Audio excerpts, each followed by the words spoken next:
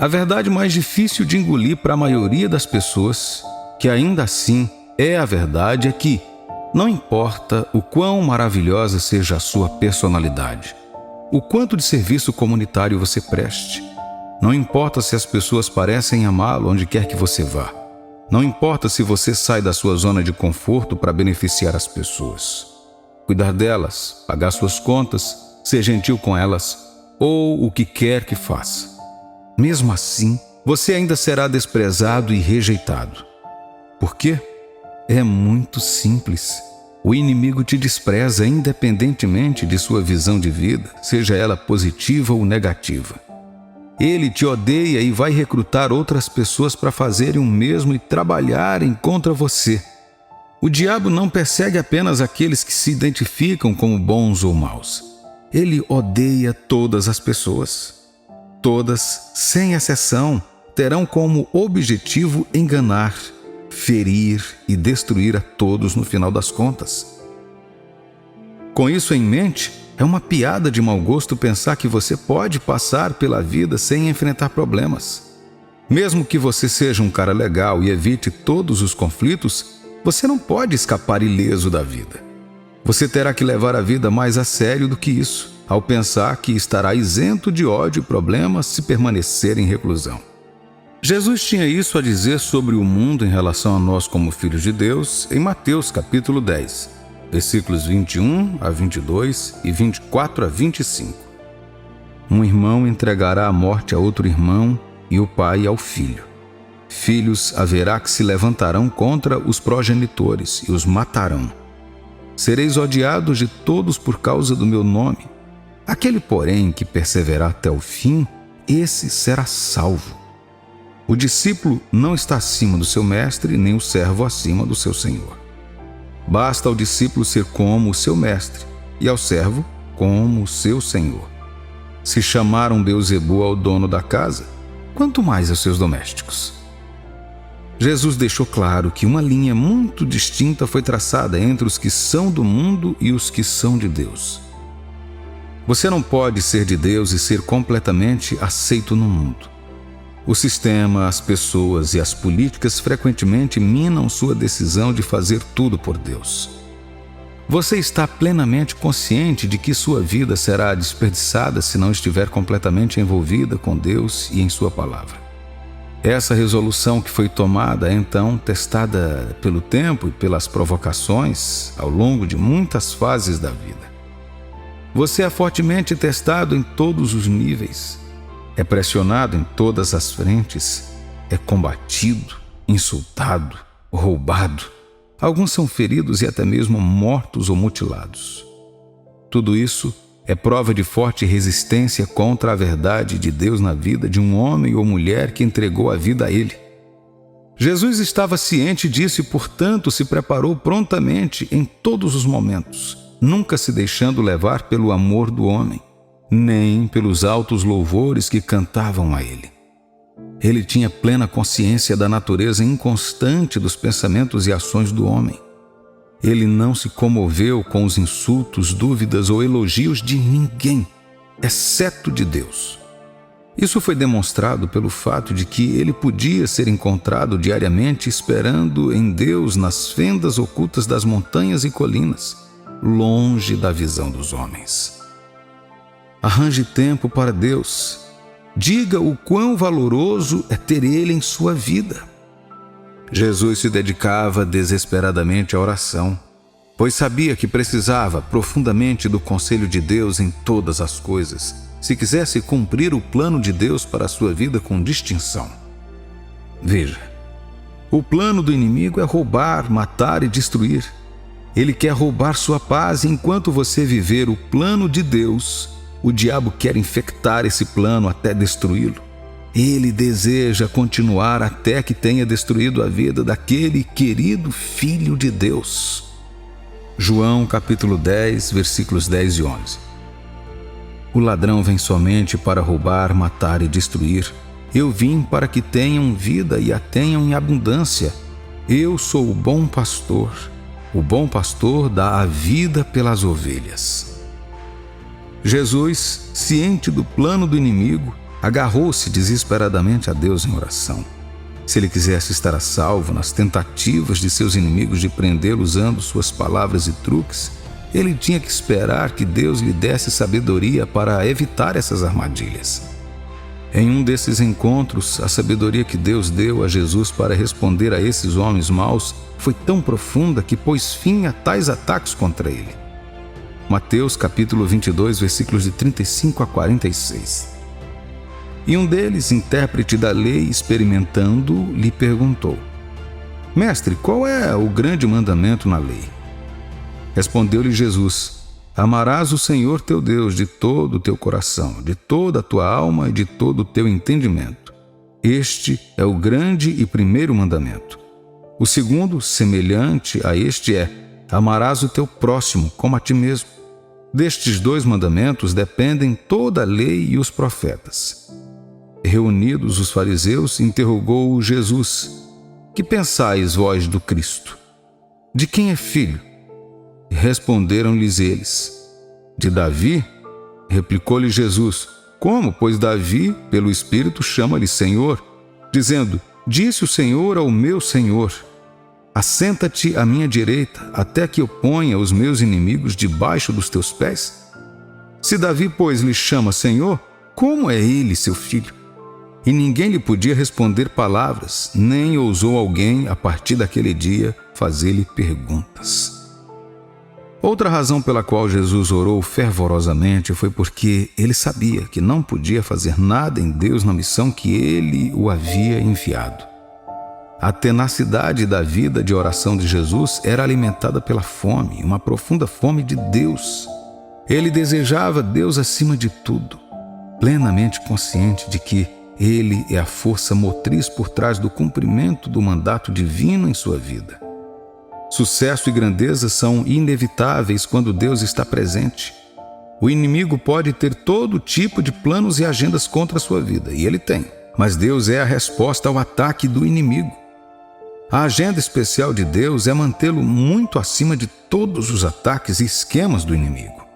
Efésios capítulo 1, versículos 20 e 22. O qual exerceu ele em Cristo, ressuscitando dentre os mortos e fazendo-o sentar à sua direita nos lugares celestiais, acima de todo principado e potestade, e poder, domínio, e de todo nome que se possa proferir não só no presente século, mas também no vindouro. E pôs todas as coisas debaixo dos pés e, para ser o cabeça sobre todas as coisas, o deu à igreja. Em nome de Jesus, você está acima de reprovação, acima do assédio do inimigo e acima da influência destrutiva do diabo e seus demônios. Você é um filho de Deus e, portanto, está isento de todos os ataques destrutivos do diabo. Como um filho puro de Deus, sua vida está escondida bem no centro da vontade dele. Como resultado disso, você não é vítima dos planos do inimigo para descarrilar sua vida nesta geração além dela. Sua vida não será interrompida e seu destino não será completo até que você alcance todo o seu potencial. Você é a menina dos olhos de Deus e, portanto, não pode ser tocado, pois, tão certo quanto isso é impossível, você está muito acima de todas as armas do inferno que tentam destruir sua vida. Você é a luz do mundo, criado para ser o sal da terra de acordo com a palavra de Deus. Portanto, você não pode ser extinto antes do seu tempo. Seus resultados e realizações continuarão surpreendendo o mundo. Sua elevação e ascensão acima de seus contemporâneos estão garantidas em Jesus, e o inimigo não pode impedir sua vontade e seus planos. Em qualquer nível, nenhuma arma forjada contra você prosperará. Você foi separado para que as bênçãos, a liberação de poder e a unção do Senhor estejam à frente na sua vida. Seus dias de grande sucesso e elevação estão por vir. Você não saberá o que é derrota. Fracasso será um termo estranho à sua vida. Você é uma força estabelecida a ser reconhecida em seu campo de atuação.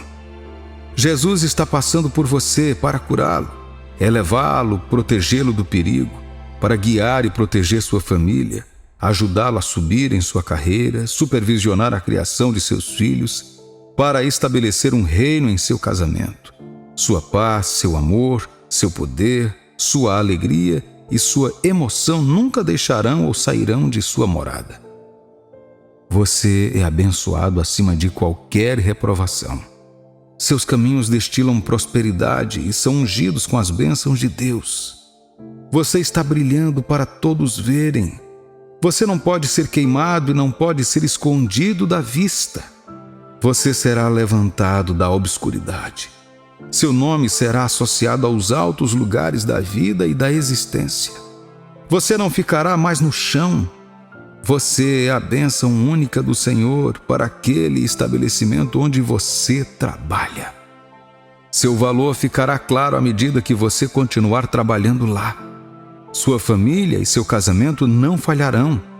A sabedoria do Senhor foi liberada sobre você para ajudá-lo em sua busca pela felicidade e estabilidade em seu relacionamento e seu casamento. Sua casa não será destruída pelo inimigo. Seus filhos serão ensinados pelo Senhor. Seus pequeninos serão influenciados positivamente. Sua descendência estará livre de perder o rumo e errar o caminho. Você não cairá mais na armadilha da depressão e da morte do semblante. Jesus aparecerá para você nos momentos mais sombrios de sua vida. A maneira como Deus agirá em sua vida surpreenderá seu mundo e as empresas que o cercam. Você não vai acabar no leito de morte da doença e da dor. Jesus cura você neste exato momento de todos os ataques do inimigo. Você está livre de todo o jugo do inimigo agora, em nome de Jesus.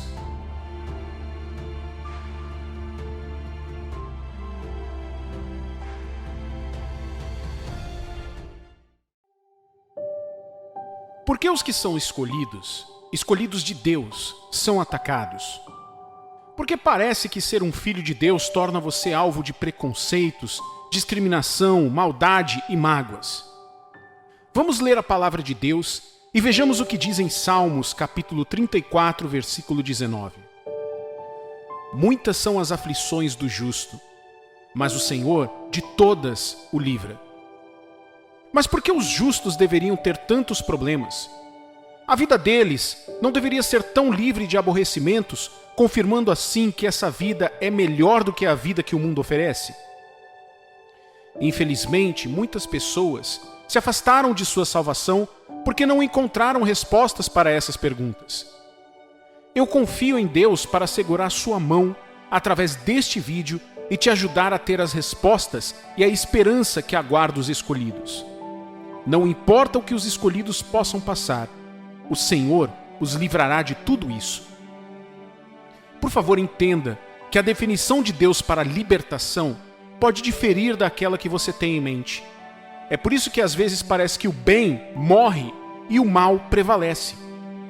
Uma pessoa boa, um filho de Deus, pode perder o emprego, enquanto um incrédulo e perverso consegue uma promoção. Às vezes um incrédulo pode se recuperar de um vírus de uma maneira ou de outra, mas aquele que crê, ora e confia em Deus pode morrer em aflição. Por que isso acontece?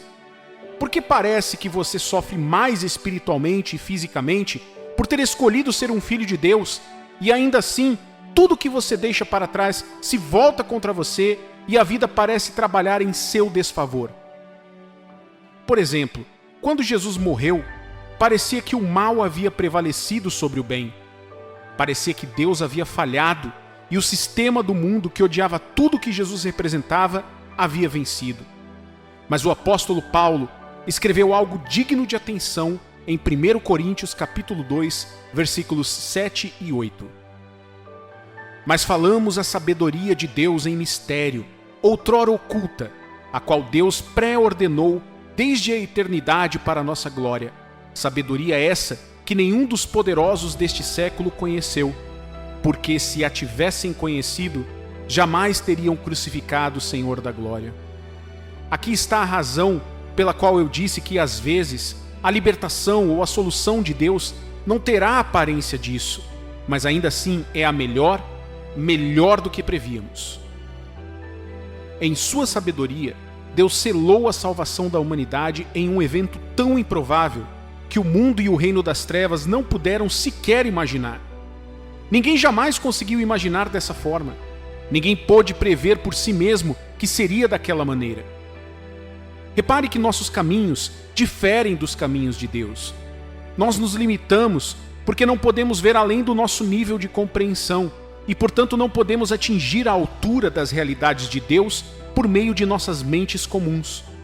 Devemos, portanto, depender de Deus para nos ajudar a ver e nos elevar às suas realidades. Essa elevação é o resumo da obra da graça que tira as pessoas comuns da multidão e as transforma na família de Deus, fazendo delas escolhidas. Efésios capítulo 2, versículos 4 ao 6. Mas Deus, sendo rico em misericórdia, por causa do grande amor com que nos amou, e estando nós mortos em nossos delitos, nos deu vida juntamente com Cristo. Pela graça sois salvos, e juntamente com Ele nos ressuscitou, e nos fez assentar nos lugares celestiais em Cristo Jesus. Você foi escolhido do mundo e salvo pela graça de Deus.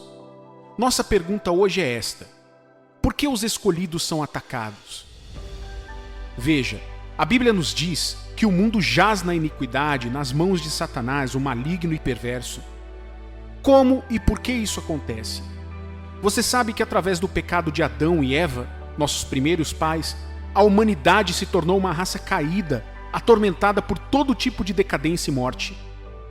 Ao longo dos séculos até agora, o mundo inteiro foi enquadrado e condicionado de acordo com uma ordem particular dirigida pelo sistema de Satanás, que é chamado de Deus deste mundo. Todo indivíduo nascido neste sistema vive e opera de acordo com suas regras e está sujeito a ele até que morra e deixe este mundo. O problema desse sistema é que ele é falho, inimigo de tudo que é de Deus. O sistema é contrário a tudo que Deus originalmente planejou para a sua criação.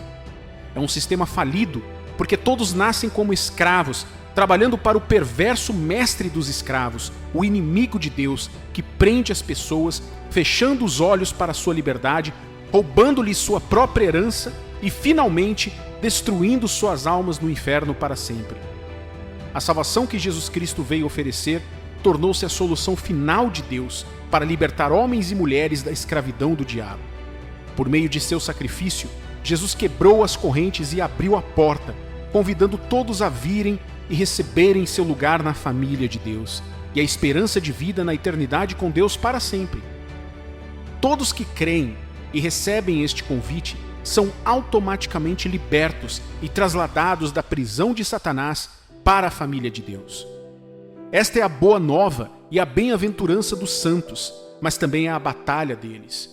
Pois no momento em que você se torna um escolhido de Deus, você automaticamente se torna um inimigo, uma ameaça, um alvo daquele de quem você costumava ser escravo. Além disso, seu novo status o coloca automaticamente na direção oposta do sistema e, como resultado, o coloca no caminho de muitas oposições. Deixe-me dar um exemplo para ilustrar melhor essa experiência. Você já reparou que é mais fácil e rápido descer uma ladeira do que subi-la? Agora imagine que nesse morro tem milhares de pessoas descendo e indo para a parte mais baixa, e então você e alguns outros de repente mudam de ideia e começam a subir a colina. Como seria essa experiência? Exatamente, você pensou certo. Você e os outros que optaram por caminhar na direção oposta colidiriam com aqueles que vinham ladeira abaixo. Você pode tentar o seu melhor para evitá-los, mas ficaria cara a cara com muitos e poderia até esbarrar em outros. Outros podem até tentar pisoteá-lo. Você usaria mais energia, precisaria de mais determinação para manter o foco. De outra forma, você pode até perder de vista o lugar para onde está indo. Este exemplo descreve melhor a situação em que cada escolhido se encontra. O mundo inteiro está indo na direção oposta ao plano e propósito de Deus. Eles estão indo para a parte mais baixa do morro, para a morte e para o inferno. Porém, aqueles que receberam a graça salvadora de Deus por meio da fé em Jesus, voltam e se dirigem para o glorioso reino de Deus, a eternidade com Deus e as riquezas da glória em Cristo Jesus.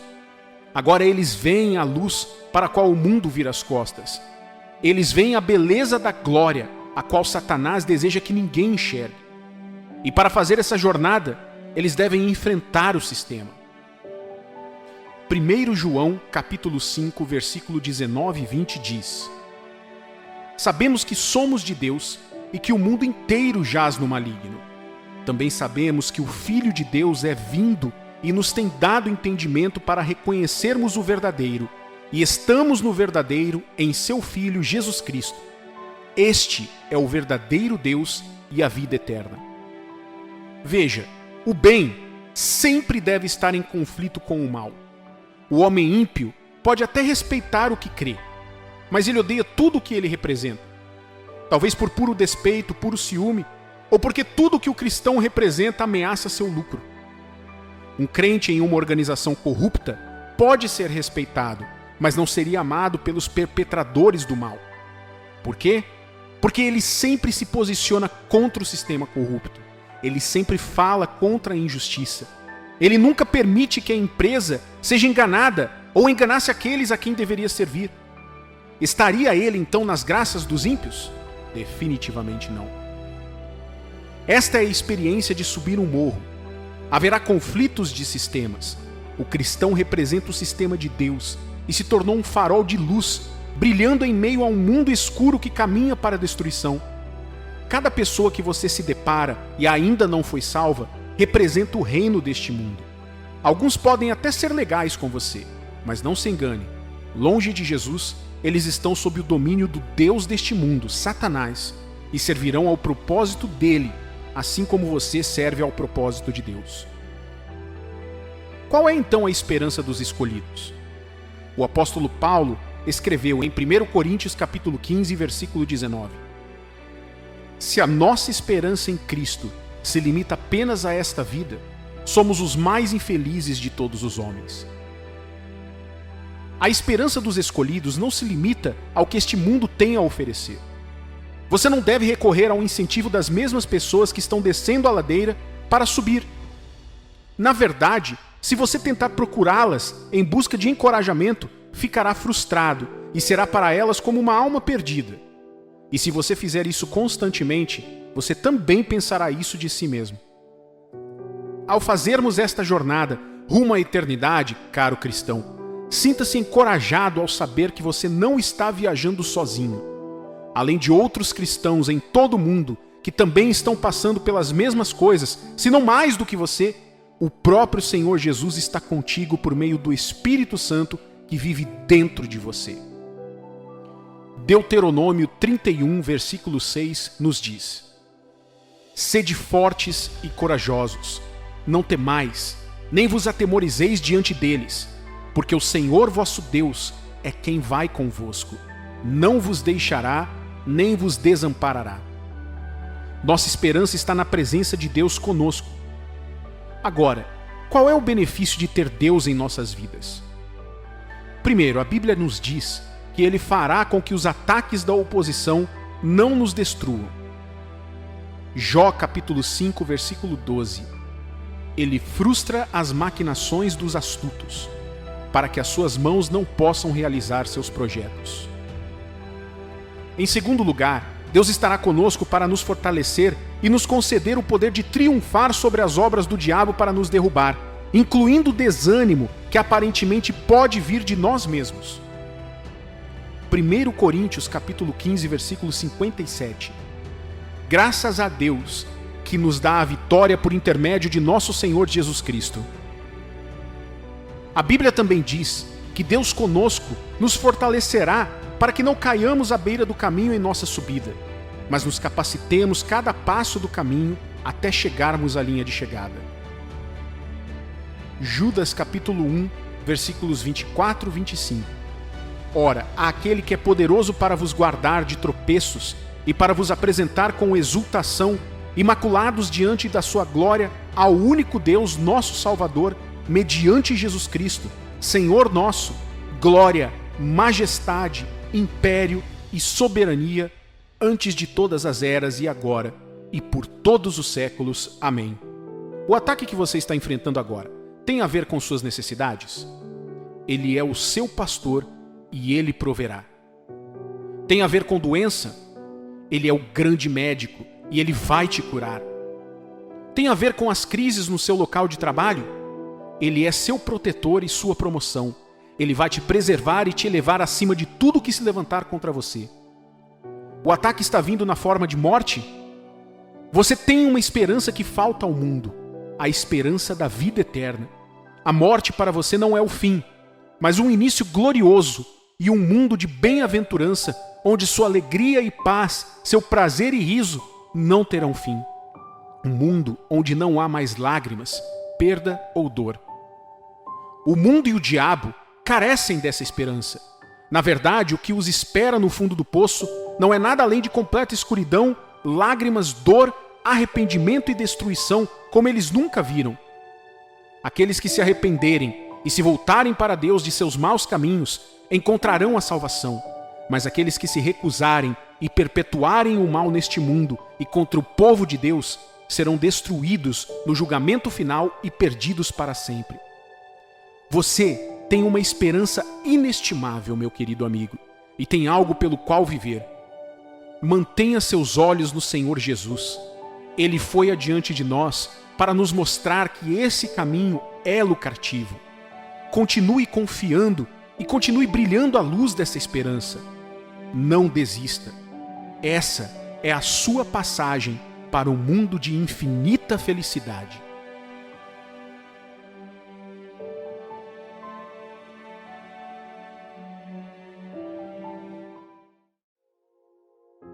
Quero compartilhar uma mensagem muito importante com você hoje, meu amigo e minha amiga. Esta mensagem é sobre um tipo especial de relacionamento em sua vida. Os relacionamentos podem ser um presente incrível ou uma arma destrutiva em sua vida. É verdade o que a Bíblia diz em Eclesiastes, capítulo 4, versículo 9 ao 12. Melhor é serem dois do que um, porque tem melhor paga do seu trabalho. Porque se caírem, um levanta o companheiro. Aí, porém, no que estiver só, pois, caindo, não haverá quem o levante. Também, se dois dormirem juntos, eles se aquentarão. Mas como um só se aquentará? Se alguém quiser prevalecer contra um, os dois lhe resistirão. O cordão de 3 dobras não se rebenta com facilidade. Veja os maravilhosos benefícios de ter uma pessoa saudável em sua vida. Sinceramente, acredito que as coisas são mais fáceis quando temos a pessoa ou as pessoas certas em nossa vida. Se você tem aquela pessoa que o vê por quem você realmente é e ainda o ama, o aprecia e o apoia, você é verdadeiramente abençoado. E, de fato, Deus quer que você tenha pessoas assim em sua vida. Existem diferentes tipos de relacionamentos que nos definem. O velho ditado "diga-me com quem andas e te direi quem és" ainda é válido hoje. O fato é que o tipo de pessoa que você tem em sua vida influenciará, direta ou indiretamente, o quão longe você irá no destino com Deus. Essas pessoas te levarão para a vitória ou te afastarão de Deus. Como eu sei disso? Vi na Bíblia que Deus estava muito preocupado com o relacionamento que seu povo, o povo da aliança, os israelitas, poderia ter com as diferentes nações ao seu redor, e, por isso, deu-lhes advertências sobre esse tipo de associação. É claro que eles desobedeceram esses avisos e enfrentaram as consequências, mas isso não impediu Deus de falar com eles sobre isso. Deus chegou ao ponto de alertar os israelitas a não se casarem com pessoas dessas nações, pois elas eram adoradoras de ídolos e provavelmente encorajariam o povo a se voltar para seus ídolos também. Isso me leva ao centro da minha mensagem de hoje. Existe uma pessoa especial que Deus quer que você tenha em sua vida. Essa pessoa acabará se tornando sua esposa ou seu marido e ajudará você a construir um lar piedoso, onde serão criados filhos piedosos que representarão o reino dos céus na terra.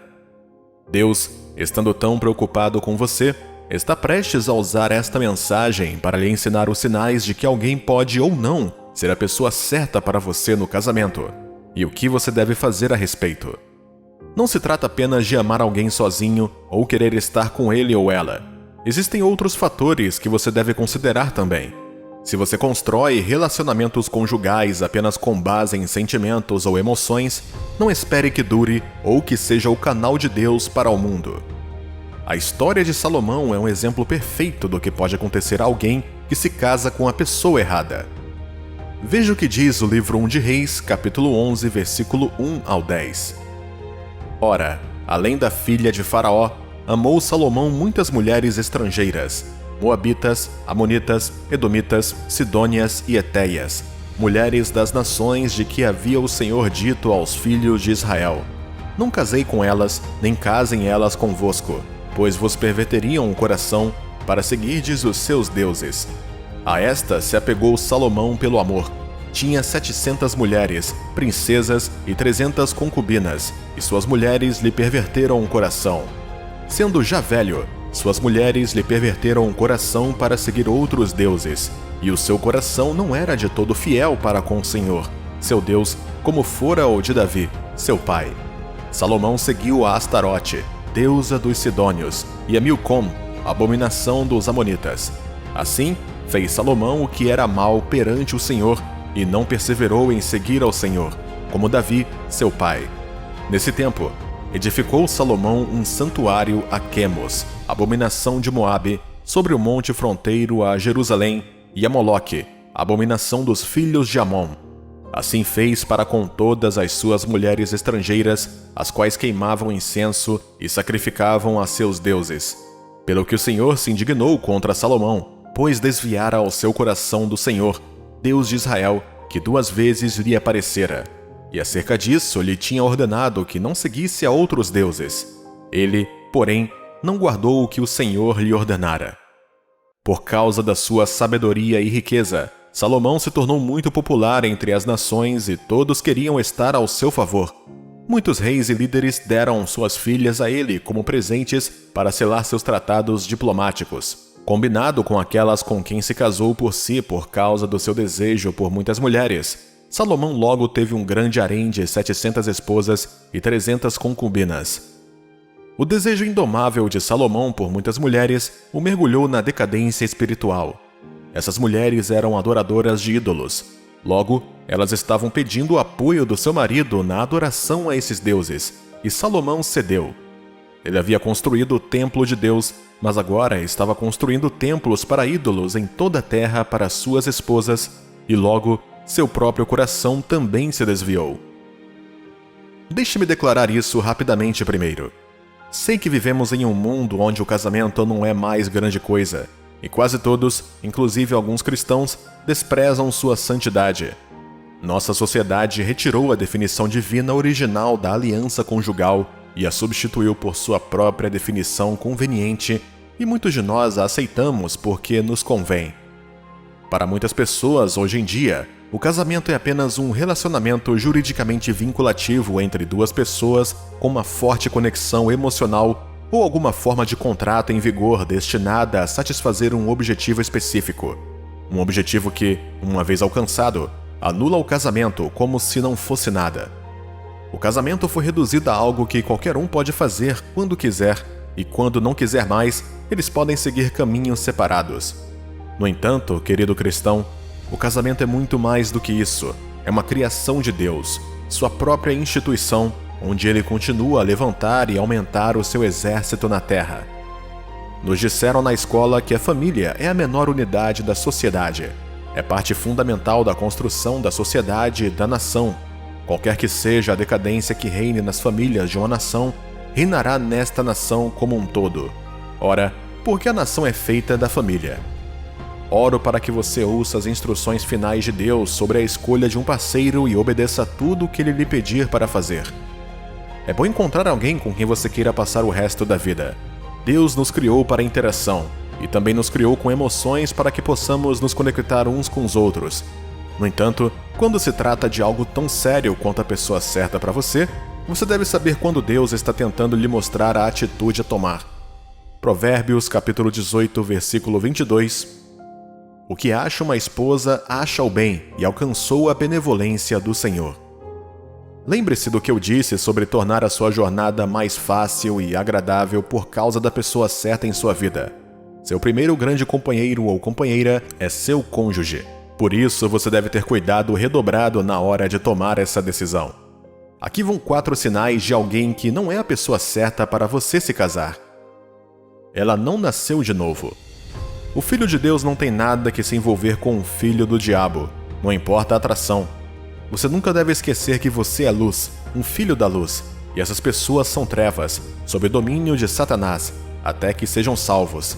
Você pode ser amigo delas para dar a Deus uma oportunidade de salvá-las, mas tornar-se íntimo e caminhar em direção a um relacionamento conjugal é um risco que você não deve correr. No livro 2 de Coríntios, capítulo 6, versículo 14 ao 16, diz: Não vos ponhais em julgo desigual com os incrédulos, porquanto que sociedade pode haver entre a justiça e a iniquidade? Ou que comunhão da luz com as trevas? Que harmonia entre Cristo e o maligno? Ou que união do crente com o incrédulo? Que ligação há entre o santuário de Deus e os ídolos? Porque nós somos santuários do Deus vivente. Como ele próprio disse: Habitarei e andarei entre eles, serei o seu Deus, e eles serão o meu povo. Muitos cristãos foram gravemente feridos, enquanto alguns não sobreviveram a erro neste tipo de decisão. Essa deve ser uma das primeiras coisas a se observar em alguém que você pretende permitir que entre em seu espaço pessoal. Essa pessoa é salva. Ela acredita em Jesus Cristo. Ela entregou seu coração a Jesus como Filho de Deus. Que sistemas de crenças vocês compartilham em comum? Qual é a probabilidade de amanhã essa pessoa se voltar contra você porque nunca foi realmente salva? Por serem salvas, não quero dizer que elas são capazes de citar toda a Bíblia de capa a capa. Isso pode ser ótimo, mas não é o parâmetro principal. Elas são salvas o suficiente para exaltar a Cristo em suas vidas acima de si mesmos, de seus desejos e acima de qualquer outra pessoa? Se você puder responder essa pergunta, então passaram no teste. Mas se não, reconsidere o relacionamento com essas pessoas. Não se esqueça de Salomão e suas esposas. Elas não estão interessadas nas coisas de Deus e não encorajam a se tornar quem Deus quer que você seja. Este é outro grande sinal a ser observado como filho de Deus que honestamente ama e deseja seguir a Deus até o fim. E com isso quero dizer um cristão sério. Você deve verificar o interesse delas nas coisas que lhe interessam, que é o reino de Deus e sua justiça. Colossenses capítulo 3, versículo 1 ao 2. Portanto, se fostes ressuscitados juntamente com Cristo, buscai as coisas lá do alto, onde Cristo vive, assentado à direita de Deus. Pensai nas coisas lá do alto, não nas que são daqui da terra. Essa pessoa tem os olhos no céu? Como ela responde quando você fala sobre a Bíblia, vai à igreja, compartilha sua fé, obedece a mandamentos específicos que vão contra a cultura popular e assim por diante? Ela prefere fazer outras coisas e considera Deus apenas como uma diversão para responder como uma preferência religiosa? Amado, neste dia e hora, você não precisa apenas de alguém com a profissão de Cristo, mas alguém com a posse. Não apenas alguém com palavras, mas alguém com os frutos. Você precisa de alguém que seja forte para você no dia da adversidade, quando sua própria força não puder sustentá-lo. Você precisa de alguém que pelo menos apoie as visões que Deus coloca em seu coração. Não adianta estar com alguém e depois trilhar o caminho da vida sozinho. Você não pode perder isso, meu amigo. Peça ao Senhor para ajudá-lo a perceber isso de vez em quando, para que você não desperdice seu tempo, sua força ou seus recursos com a pessoa errada. Ela tenta seduzi-lo a pecar. Outro sinal grave é o sinal da sedução ao pecado. Sei que todos podemos ser tentados a pecar, especialmente com alguém que realmente gostamos. No entanto, o temor de Deus deve ser o centro dos nossos relacionamentos. A Bíblia diz que nossos corpos são templos de Deus e devemos honrá-lo com eles, não importa o que ocorra. Portanto, é um sinal de que alguém não é certo para você e que ele ou ela constantemente tenta fazer com que você quebre esse compromisso com Deus.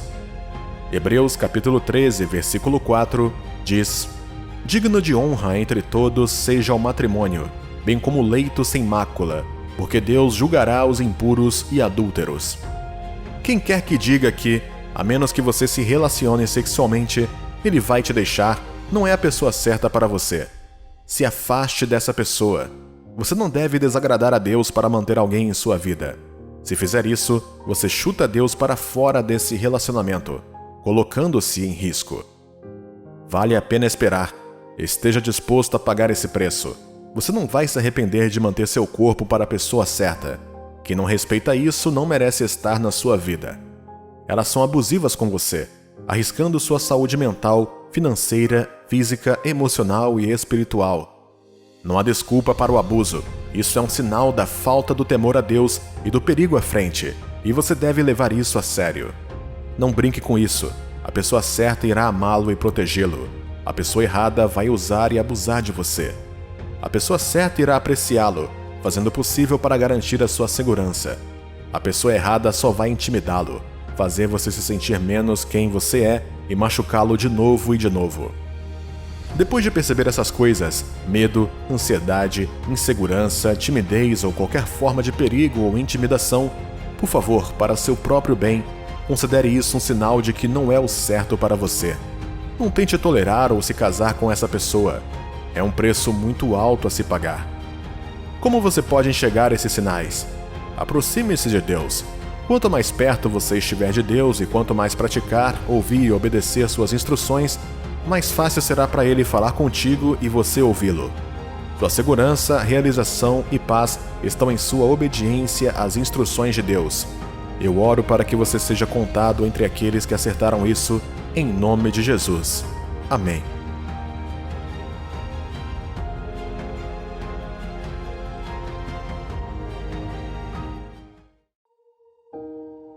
A dor não é prova de sua solidão. Não é prova de derrota ou perda permanente. A dor não é uma sentença de morte em uma guilhotina. A dor é mais do que uma declaração de sentimentos ou desespero deprimente. Vai além do golpe inicial antes de aparecer uma cicatriz.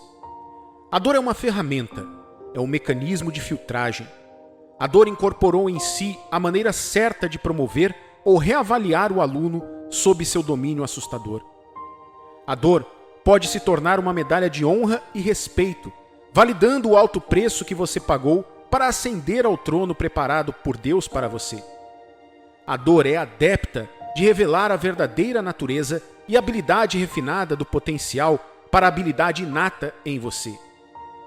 A dor agora se tornou o próprio símbolo de sua existência, pois você submeteu sua vontade e resistência a uma escola de dor que você se recusou a enxergar como uma tortura cheia de malícia, mas sim como um sistema construído para prepará-lo e anunciá-lo ao mundo como uma medalha de honra, dizendo que está disposto a fazer qualquer coisa para crescer e se tornar tudo o que Deus o criou para ser.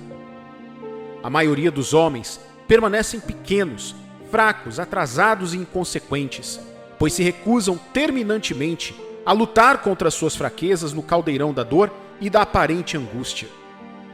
Muitos filhos de Deus assumiram erroneamente que estão completamente protegidos da dor, mágoa, angústia e perda, quando na verdade o ouro deve ser purificado através das duras e altas temperaturas do fogo, para ser purificado em suas formas mais puras e valiosas. Todas as coisas que possuem impurezas na forma de excessos e falhas são prejudiciais ao grande futuro com que tanto sonham. Eles não verão a grandeza ou permanecerão por muito tempo. Para que isso aconteça, a realidade é que elas devem ser purificadas através de dificuldades, que sem elas jamais haveria essa purificação. Os filhos de Deus constantemente não enxergam a situação como um todo.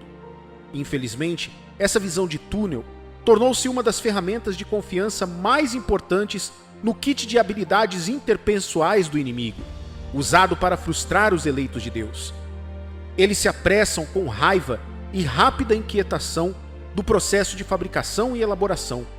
Eles ficam magoados com a verdade de que a dor faz parte do seu processo.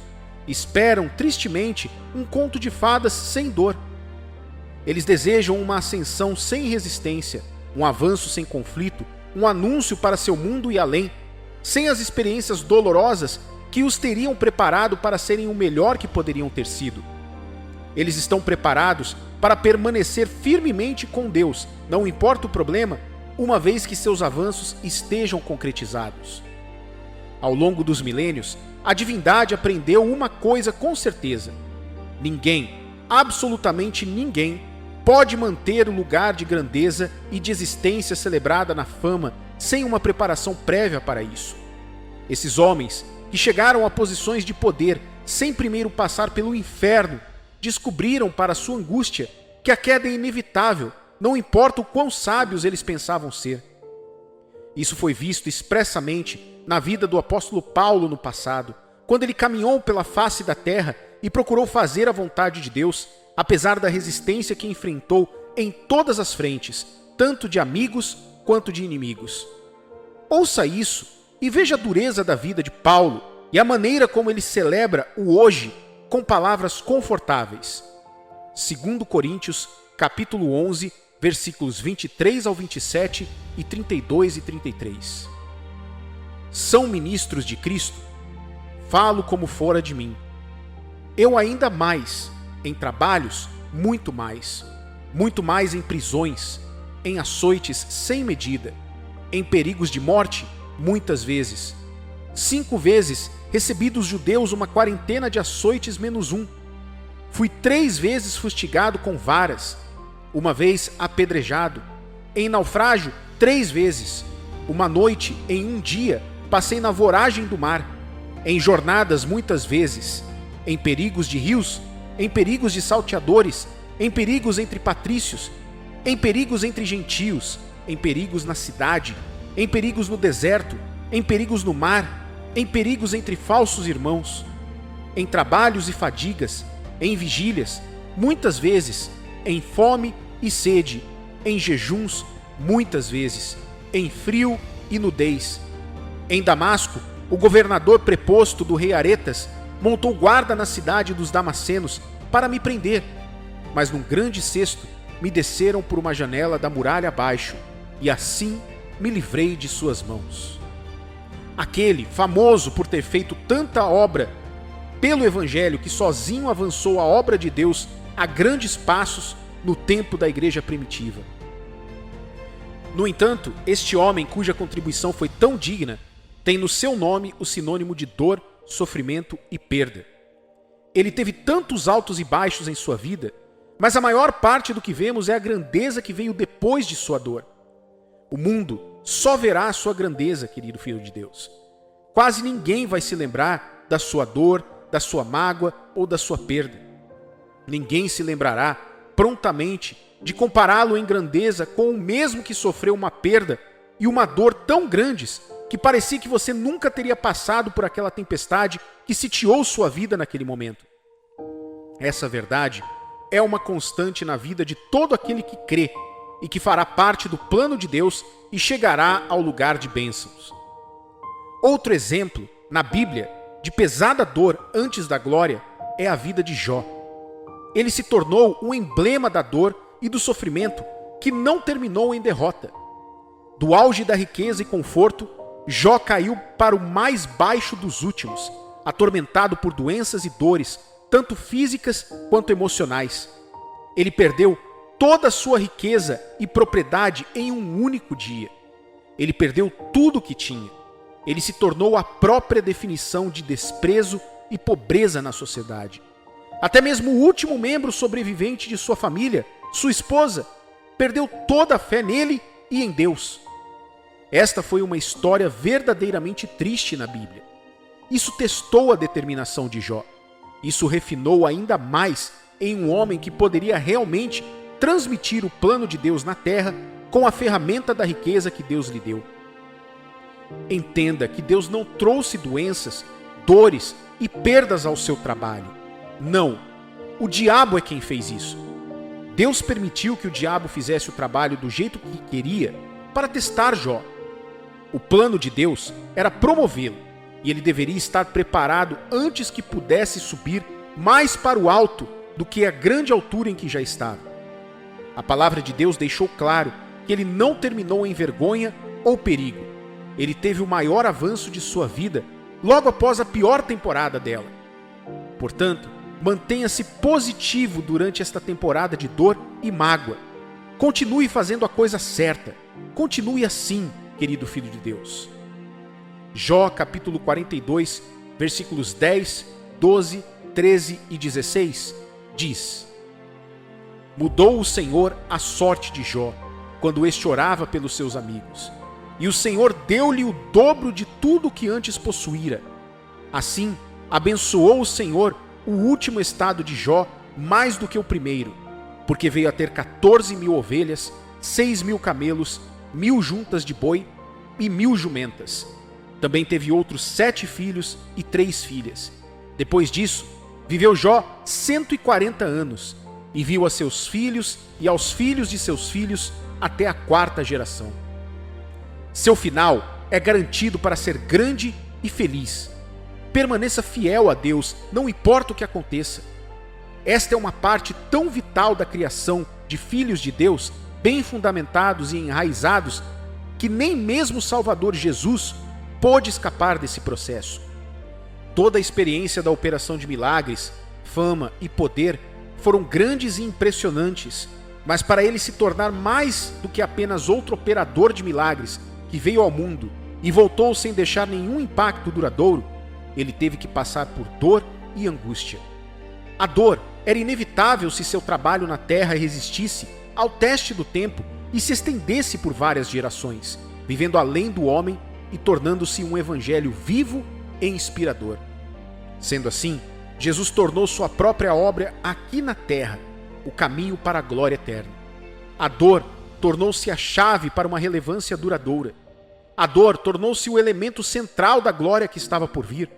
Tornou-se necessário que ele suportasse a cruz para que seu nome fosse associado com a autoridade acima de todos os outros nomes. Hebreus capítulo 12, versículos 2 e 3. Olhando firmemente para o autor e consumador da fé, Jesus, o qual, em troca da alegria que lhe estava proposta, suportou a cruz, não fazendo caso da ignomínia, e está sentado à destra do trono de Deus. Considerai, pois, atentamente aquele que suportou tamanha oposição dos pecadores contra si mesmo, para que não vos fatigueis, desmaiando em vossa alma. Mesmo sendo ele próprio inocente do pecado, Jesus suportou a desgraça que a maioria das pessoas em seu tempo nunca havia enfrentado. Ele suportou uma dor profunda e carregou o peso do ódio contra ele, bem como o desprezo e zombaria de quase todo Israel. Ele foi apontado como um criminoso, tratado como um, açoitado vergonhosamente como um. Sua vida foi trocada pela de um assassino. Jesus suportou tanta desgraça e insulto que foi impossível para ele manter qualquer bom nome depois daquele evento. Sua mãe chorou amargamente ao ver esse outrora célebre operador de milagres ser arrastado como um cachorro morto pela cidade com uma pesada viga no ombro. Ela teve que suportar a dor de ver seu filho prometido ser torturado e ridicularizado para que ele pudesse cumprir a vontade de Deus. Querido Filho de Deus, o que você sofreu? O que você tem suportado? O que você viveu dolorosamente ou está passando agora? Mantenha sua cabeça erguida. Não deixe que isso termine em uma perda para você.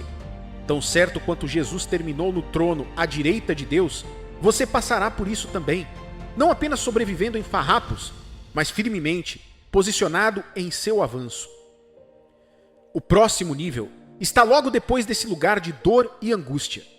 Persevere, querido Filho de Deus. Permaneça forte, continue e não se deixe abater pela dor da desesperança, depressão, doença, fadiga, dano emocional, dano físico, colapso mental ou medo. Permaneça em pé, vencendo a dor a cada passo. Eu sei muito bem que certamente há uma bênção por trás deste turbilhão sombrio.